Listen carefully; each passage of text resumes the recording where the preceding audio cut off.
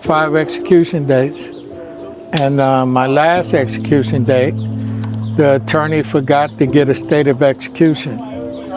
And the law in the state of California is if they don't execute you by 12 midnight, 12:01, the state has to schedule a new execution 30 days prior to that day. So I was able to call him the next day and tell him, man, what happened? I was supposed to die yesterday. And he said, oh my God, I forgot.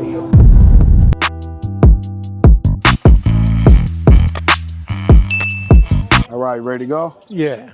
All right, first and foremost, what's your name and where you from? Michael Hill. I'm from Oakland. I've been down 40 years and since 1985. And I just been resentenced and I had my charges dropped to get out. And I accepted that. And I'll go home from death row on August 14th.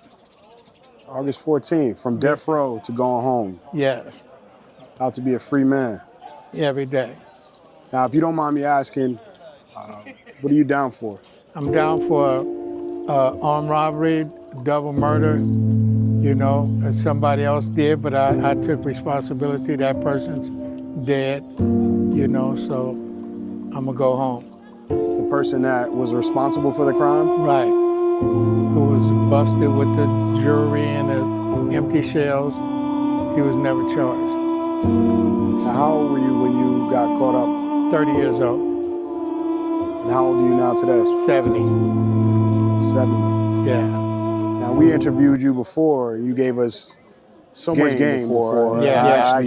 I actually told you that you inspired me to start a new content series on the outside. Right. Surrounding taking people who have been formerly incarcerated on the walk and really getting to know their stories. Right. And where did you get that from, the idea that once you take somebody on a walk, they'll just open up? That came from an African hymn. And if you want to know what's on a child's mind, you just take them for a long walk. You don't say nothing to them. You wait till they open up and just listen.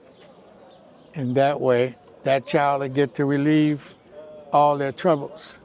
And you'll get to understand that child or that person as you take that long walk.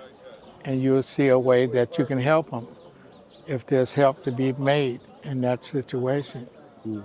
But every time there will be help because they're opening up, they're telling you their troubles. And you'll be able to talk to them, coach them through it. And those that need other help, you can get those resources for them so that they can better move forward with their lives. Absolutely. Yeah. Absolutely, man. I just want to say thank you in advance. I know I haven't gotten that series started yet. I'm working on it right now, but I want to say thank you for the motivation, the inspiration behind that. And so, you know, I have two. I was starting a book. It's called From Death Row to Freedom. And it's about a little kid named Fat Mike who fell through the cracks, you know. And I had a troubling upbringing, as I told you before, you know, involved in drugs and selling drugs and different things of that nature. And now that I have become a Muslim and changed my life around, you know, it's time for me to go out there and be an asset to a community somewhere, you know, different from where I came from and make it on my own. Absolutely. Do you have people waiting for you on the other side? I have some sons and daughters. All my family, my immediate family has passed away since I've been in prison. My sisters are gone, my parents are gone, grandparents, aunties, a lot of cousins. Over 40 years, you know, you lose a lot. So I have a lot of people to meet. I have a lot of grandkids to meet. I have a lot of cousins to meet that has been born since I've been in prison. Now, did you have kids prior to coming to prison, or yes, was it? I had 8 kids, and they all have 3 or 4 kids. So I have like 34 grandkids. And have you met any of them? Yeah, I talk to them on the phone, and I correspond with them, and I stay in touch. They're looking forward to meeting their grandpa. You know what I mean? Yeah. I crochet for them. I have a crochet class here at Corcoran State Prison, and I teach these guys how to crochet and calm themselves down and just take time to focus on something that's positive. And it's a life skill. Because you learn how to crochet, you'll never be cold. You can always make some hats, gloves, mittens, sweaters. Now, did you crochet? This here. Yep. Yes. It's beautiful, man. Yeah, so I have a lot of them in my cell, but I'm crocheting a blanket for a lady in Israel right now. You know, a Jewish lady. Now, how did you go about connecting with her in order to be able to crochet something for her? Well, somebody hooked her up with me because I had a wrongful conviction. They used false evidence to convict me, and they withheld evidence that was that would have had me free a long time ago. So she wanted to help me. She was from CNN in Israel. So I've been corresponding with her, talking with her. Absolutely. And I told her about my crocheting, and she asked me to make her a blanket for a king-size bed. So You got some work ahead of you, huh? oh, I'm almost finished. How long you been working on it? About a month. Yeah.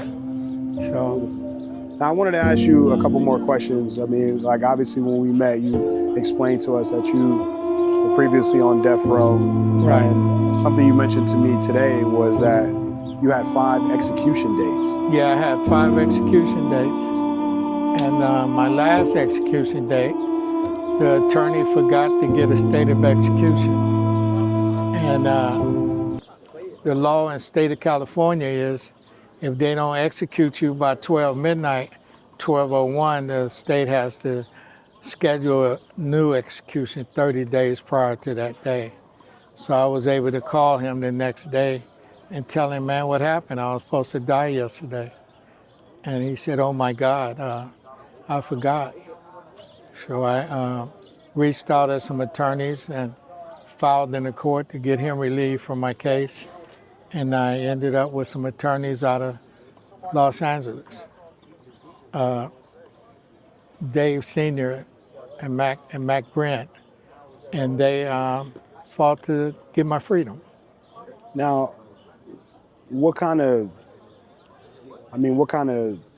mental game is that you thought 5 times you were supposed to die? It's a horrible mental game because each time you get an execution date, a week before your execution, they put you on suicide watch.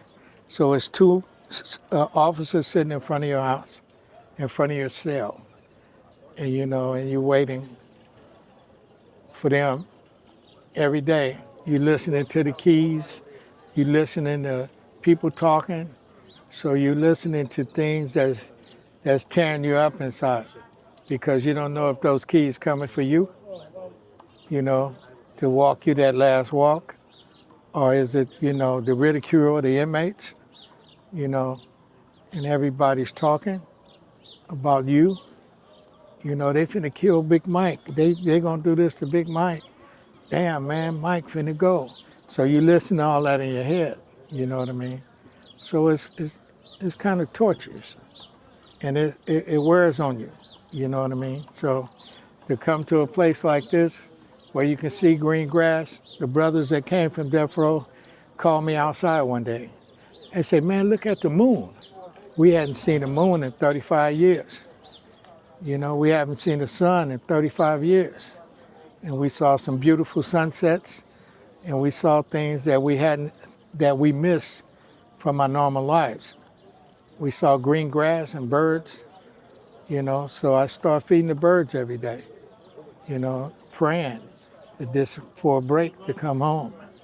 And I've been blessed with that, inshallah. Man, 35 years, and then coming out and seeing how vivid life is on the other side, I know that gave you a new appreciation for... Yeah, because I have so much to learn.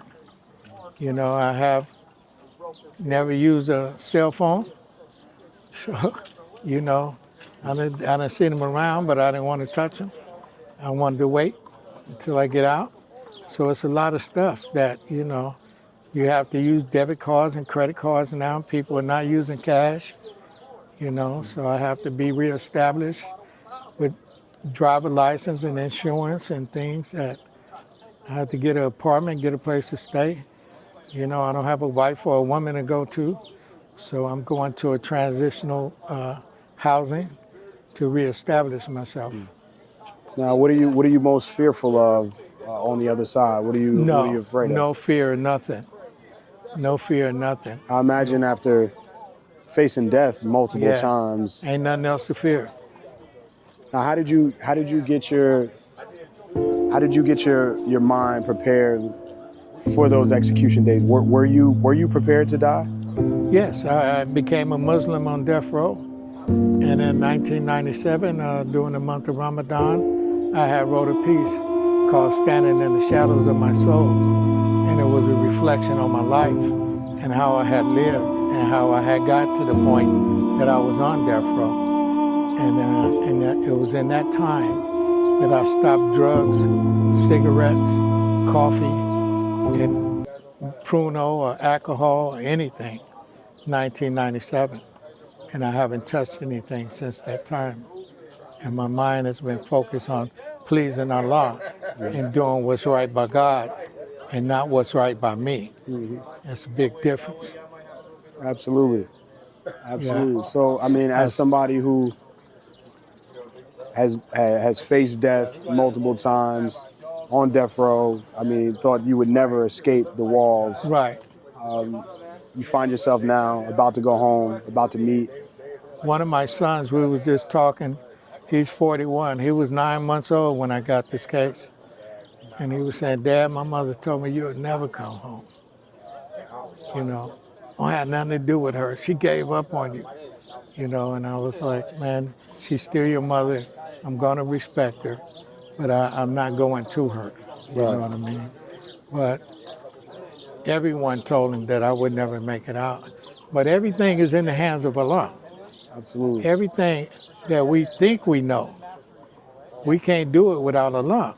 And you have to have faith. Without faith, there is no hope.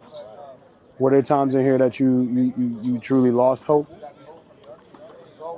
Yeah, sitting there waiting on an execution. It was done. It was done. You know, so you ready to go. It's no hope of getting out of that. Yeah.